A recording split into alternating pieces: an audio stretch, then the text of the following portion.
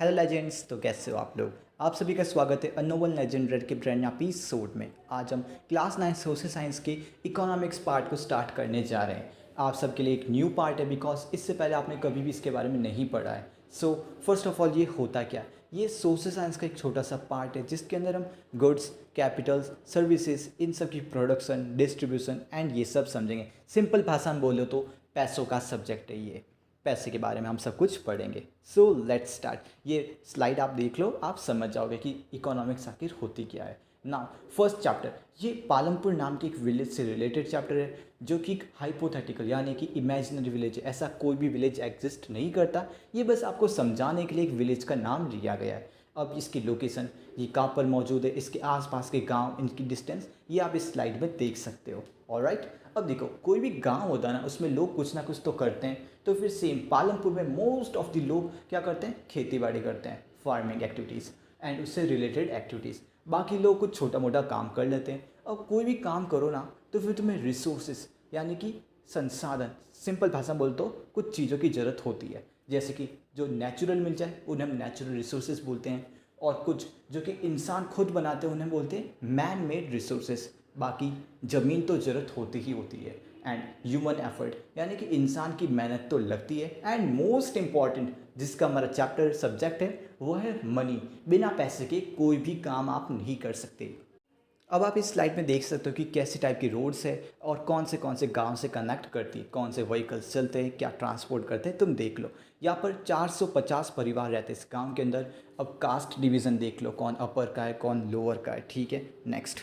इस गांव में हर एक घर में बिजली उपलब्ध है, पानी उपलब्ध है, अच्छे खासी स्कूल्स है, हॉस्पिटल्स है, या फिर तुम इनका डिस्ट्रीब्यूशन देख लेना कि क्या क्या मौजूद है। एक वर्ड तो तुमने सुना है, प्रोडक्शन। किसी चीज़ को प्रोड्यूस करना, उत्पादन करना। तो फिर इसकी ज़रूरत क्या है भाई? आपको सर्विसेज यानी कि सेवाएं चाहिए, और गुड्स यानी कि जो प्रॉफिट होता है वो सब आपको चाहिए। अब प्रॉफिट कैसे मिलेगा? आप कोई चीज़ बनाओगे, कोई ऑब्जेक्ट बनाओगे तो उसे तो हम बोलते हैं प्रोडक्शन करना। यही है एम ऑफ प्रोडक्शन। अगर आपको प्रोडक्शन करना है तो फिर चार ज़रूरतें, फोर रिक्वायरमेंट्स है। पहला तो है नेचुरल रिसोर्सेज, जिसमें आपकी ज़मीन आ जाती है, पानी आ जाता है, मिनरल्स आ जाते हैं और फॉरेस्ट आ जाता है। दूसरा है नेचुरल नहीं बल्कि मैन मेड, जिसमें फिजिकल कैपिटल आ जाता है एंड फिक्स्ड कैपिटल।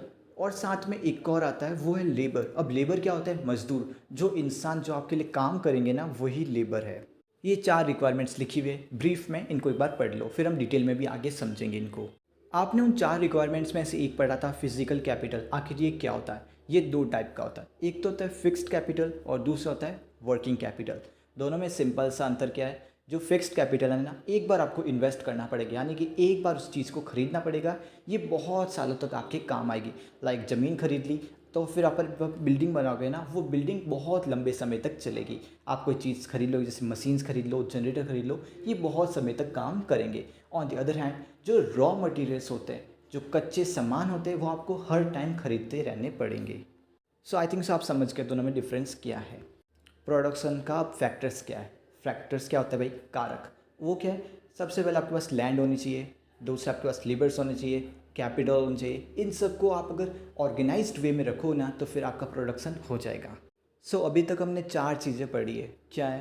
प्रोडक्शन के लिए क्या क्या चीज़ ज़रूरत होती है ना? Land, labour, physical and fixed capital. अब जब मैं फिजिकल बोल रहा हूँ तो इसका मतलब होता है नेचुरल रिसोर्सेज। ठीक है, समझ रहे हो ना? अब हम थोड़ा सा डेप्थ में पढ़ेंगे। फर्स्ट क्या है? लैंड। अब जो ज़मीन है ना, वो तो आप बढ़ा नहीं सकते। जो किसी गांव के हिस्से में जितनी ज़मीन आई है उससे ज़्यादा तो तुम किसी दूसरे गांव से मांग नहीं सकते ना। तो फिर इस गांव में 1960 के बाद में ज़मीन एक्सपेंड नहीं हुई है, और 75% लोग फार्मिंग या फिर उससे रिलेटेड एक्टिविटीज़ में इंडल्ज है। समझ रहे हो ना? अब खेती से रिलेटेड सब कुछ काम है तो फिर आपको समझना होगा कि जो खेत है उनको नापने के लिए एक इकाई, एक यूनिट की ज़रूरत होती है। जैसे सेंटीमीटर होता है वैसे यहाँ पर हेक्टेयर होता है। अब हेक्टेयर क्या है? यहाँ पर इस बॉक्स में लिखा हुआ है, पढ़ लो। हेक्टेयर का मतलब होता है एक साइड उस खेत की 100 मीटर के बराबर है। तो फिर स्क्वायर में क्या होता है? Side into side. तो फिर यही तो होता है हेक्टेयर। अब ये जो पालमपुर है ना, रियल में अपना जो यूपी है ना, वेस्टर्न यूपी में एक छोटा सा गांव है, उसके लगभग लगता है। क्यों? यहाँ पर ज़मीन का एक भी हिस्सा खुला छोड़ा हुआ नहीं। यहाँ पर कुछ ना कुछ काम तो करते, भले खेती करो या फिर कोई बिजनेस स्टार्ट कर दो, लेकिन ज़मीन का एक भी हिस्सा छुड़ा हुआ नहीं है, किसी ना किसी काम आता है। अब यहाँ पर थोड़ा सा फार्मिंग रिलेटेड बताया गया है कि कौन से सीज़न में किस चीज़ की खेती होती है। आई थिंक से तुम इसे पढ़ के समझ लोगे यार। अब नीचे इलेक्ट्रिसिटी और ट्यूबवेल्स के बारे में बताया गया कि कब गवर्नमेंट इनको लेके आई थी यहाँ पर, और उससे पहले क्या यूज़ करते थे वो तुम पढ़ लेना। अब फार्मिंग के थोड़े और इन डेप्थ में घुस जाते हैं कि भाई फार्मिंग के लिए क्या क्या कुछ इन लोगों ने इम्प्रूवमेंट की थी। अब तुम लोगों ने ग्रीन रेवोल्यूशन का नाम तो सुना ही होगा कभी ना कभी। तो वो क्यों?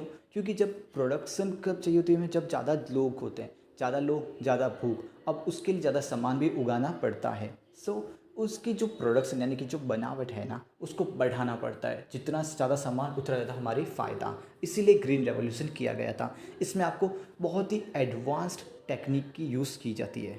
इस स्लाइड में तुम देख सकते हो कि क्या क्या चीज़ें यूज़ की गई थी।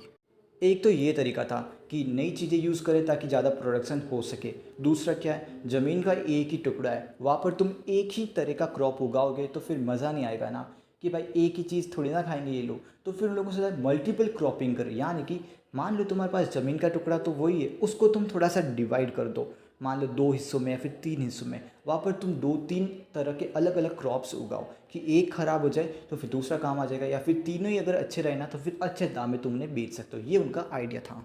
अब देखो, एक तरीका था कि पुराने ज़माने में बोरिंग से वही नेचुरल सीड्स यूज़ किया करते थे, वही पानी भर के डाल दो। ये तो पुराने मेथड, इनसे प्रोडक्शन बहुत कम होती थी। बाद में 1960s के बाद में ग्रीन रेवोल्यूशन हुआ, जिसमें आपको नए साइंटिफिक केमिकल सीड्स, कुछ फर्टिलाइज़र्स, कुछ पेस्टिसाइड्स, ये सब यूज़ कर कर के आपकी प्रोडक्शन बढ़ाएगी थोड़ी सी केमिकल वे में। लेकिन आज आप उनके थोड़े से दुष्प्रभाव देख सकते हो कि जो सॉइल है उसकी फर्टिलिटी कम होती नज़र आ रही है बिकॉज ऑफ दीज केमिकल्स। एक तो सॉइल की फर्टिलिटी कम हो रही, दूसरा जो ग्राउंड वाटर लेवल है ना वो भी कम होता जा रहा है। बिकॉज हम ट्यूबवेल का यूज़ कर तो रहे, वो अच्छी बात है, लेकिन अब ये पानी है ना बहुत समय बाद ये आप फिर से भरेगा, यानी कि एक बहुत ही लंबा समय में वेट करना पड़ेगा, तब बहुत ही दुखों का हमें सामना करना पड़ेगा। अब पालमपुर में जो ज़मीन है वो कैसे बढ़ चुकी है, कैसे उसका डिस्ट्रीब्यूशन हो रखा है, ये थोड़ा सा हम डिटेल में इस स्लाइड में पढ़ लो। बहुत ही इजी आई थिंक से तुम समझ जाओ, बिकॉज अगर मैं एक एक चीज़ को इतना डिटेल में समझाऊंगा तो फिर स्लाइड्स को बनाने का मतलब क्या, और तुम्हारा टाइम वेस्ट भी होगा। अब देखो, प्रोडक्शन का जो पहला पॉइंट था लैंड, वो तो पूरा हो चुका है। दूसरा है लेबर, लेबर यानी कि मजदूर। अब ये मजदूर तुम्हें मिलेंगे कहाँ से? अब हर एक जगह पर 3 तरह के लोग होते हैं, एक तो होते गरीब, एक होते बीच वाले, और फिर होते अमीर लोग। तो या फिर पालमपुर में जो गरीब किसान है ना वो लोग तो खुद ही काम कर लेते हैं। जो थोड़े बिचले हैं और थोड़े से अमीर लोग हैं ना, वो किसी को पैसे दे के काम करवा लेते हैं, यानी कि जो अनएम्प्लॉयड लोग हैं उनको एम्प्लॉयमेंट दे देते हैं, उनको रोज़गार मिल जाता है, वो काम कर लेते हैं। लास्ट में उनको या तो पैसा देते हैं या फिर जो क्रॉप्स उगे हैं ना वो उनको दे देते हैं, थोड़ा बहुत हिस्सा, ठीक है। अब जैसे कि मैं कह रहा हूँ, कुछ लोगों को वो लोग हायर करते हैं, वो या तो रोज़ पैसे देते हैं या फिर लास्ट में उनको पैसा मिलता है। अब ये रोज़ काम करने वाले लोगों का क्या होता है कि फिक्स नहीं, अगर आज आप काम कर रहे हो कल आप आओ या नहीं आओ वो आपके ऊपर है। बट जो पूरे साल काम करते हैं उनको आना पड़ता है। तो फिर जो डेली वेजेस होते हैं ना वो 300 रुपये माना गया है। अब कुछ लोग हैं जिनको पैसे की बहुत ज़रूरत होती है, वो इससे भी कम में काम करने को तैयार है, और इसमें अमीर लोगों का फ़ायदा भी है। Next, the capital needed in farming. Capital का मतलब क्या होता है? पूंजी, कहते हैं ना जमा पूंजी, यानी कि पैसा। अब ये जो लोग छोटे मोटे लोग होते हैं ना वो पैसा लाएंगे कहाँ से? उन लोगों को या तो किसी से लोन लेना पड़ेगा। अब ये लोन भी किस टाइप का होता है? एक तो अपने रिश्तेदारों से, या फिर किसी अमीर आदमी से, या फिर किसी बैंक से। अब बैंक से लेने में लोग शर्माते हैं, क्यों? क्योंकि बैंक में कौन तो जाए, अपने रिश्तेदारों से ले लो, ऐसा ये लोग सोचते हैं। और ये जो मीडियम एंड रिच फार्मर्स होते हैं ना, इन लोगों के पास सेविंग्स होती है, बिकॉज इनकी प्रोडक्शन हाई होती है, ज़्यादा पैसा मिलता है और ये पैसा बचा भी लेते हैं। लेकिन जो गरीब होते हैं उनको बहुत ही ज़्यादा इंटरेस्ट देना पड़ता है, जिनसे वो पैसा उधार लेते हैं। अब जैसे कि मैंने कहा था, जो प्रोडक्शन होती है उसका वो लोग यूज़ क्या करते हैं? थोड़ा बहुत तो खुद खा लेते हैं और थोड़ा बहुत बेच देते हैं। उससे जो बेचते हैं ना वही उनका एक्चुअल प्रॉफिट होता है। जो गरीब लोग होते हैं उनके पास कम ज़मीन है, कम इक्विपमेंट्स है, तो फिर कम ही प्रोडक्शन होती है, तो खाना पीना बस चलता रहता है, ज़्यादा कुछ बचा नहीं पाते। जो मीडियम होते हैं वो जितने चाहिए उतनी ले लेते और बेच देते, ताकि उनको थोड़ा बहुत पैसा मिल जाता है। ऑन दी अदर हैंड जो अमीर होते हैं उनके पास बहुत ही प्रॉफिट होता है। इससे वो क्या करते हैं? नए नए इक्विपमेंट्स खरीद रहते हैं, नए जानवर खरीद रहते हैं, नए ट्रैक्टर खरीद रहते हैं, प्रॉफिट ही प्रॉफिट। चलो भाई, हमने बहुत ही ज़्यादा फार्मिंग के बारे में बातचीत कर ली। अब हम थोड़ी सी नॉन फार्मिंग एक्टिविटीज़ के बारे में पढ़ते हैं, यानी कि नॉन फार्मिंग समझते हो ना, खेती बाड़ी के अलावा जो कुछ भी है छोटे मोटे काम, उनके बारे में पढ़ेंगे। सबसे पहला है डेयरी एक्टिविटीज़। उनमें क्या होता है? दूध, दही, छाछ, अंडे, ये सब बेचते हैं वहाँ पर। ज़्यादा कुछ नहीं है इसमें, डिटेल नहीं पढ़ना है, नॉर्मल है। दूसरा है स्मॉल स्केल मैन्युफैक्चरिंग। अब इसमें क्या है, बहुत कम 50 लोग के आसपास इसमें इंडस्ड है, यानी कि इसमें लागू हो रखे हैं, इसमें घुसे पड़े लोग। इनमें क्या है, ये छोटी सी जगह पे काम करते हैं, या फिर तो खुद के घर पे करेंगे या फिर कोई छोटी सी जगह पर काम करेंगे, ज़्यादा कुछ प्रॉफिट है नहीं इसमें।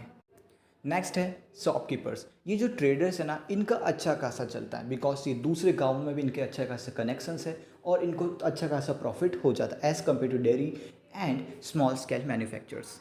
Now the final, transportation. अब ये जो ट्रांसपोर्टेशन है ना, ये सबसे बेस्ट लगा मुझे, बिकॉज मैंने खुद ने भी एक्सपीरियंस किया है। जो गांव होता है ना, वहाँ पर बहुत ही कम लोगों के पास कार या फिर बाइक होती है, तो फिर ये लोग टोंगे वालास, रिक्सास, ये सब चीज़ें यूज़ करते हैं ये लोग, बिकॉज इनको ट्रांसपोर्टेशन क्या, दूसरे गांव जाना, सामान पहुंचाना, या फिर खुद भी जाते हैं ना, तो फिर ट्रांसपोर्टेशन सबसे बेस्ट होता है ब्रो, बिलीव मी दैट। और इसमें बीते हुए सालों में यहाँ पर बहुत ही ज़्यादा लोगों ने इसमें इंटरेस्ट दिखाया है और ये सर्विसेज बहुत ही ग्रो हो चुकी है। अब तो तुम समझ गए होंगे ना कि भाई सर्विसेज क्या होती है, कैपिटल क्या होता है, गुड्स क्या होते हैं। आई थिंक सो ये चैप्टर तुम्हें क्लियरली समझ में आ गया। फिर भी कोई डाउट हो तो फिर प्लीज़ कमेंट सेक्शन में पूछ लेना, और ये इस चैप्टर की समरी पढ़ लो और क्वेश्चंस पूछ लेना। सो गुड बाय एजेंट्स, मिलते क्लब कभी और, तब तक के लिए बाय बाय।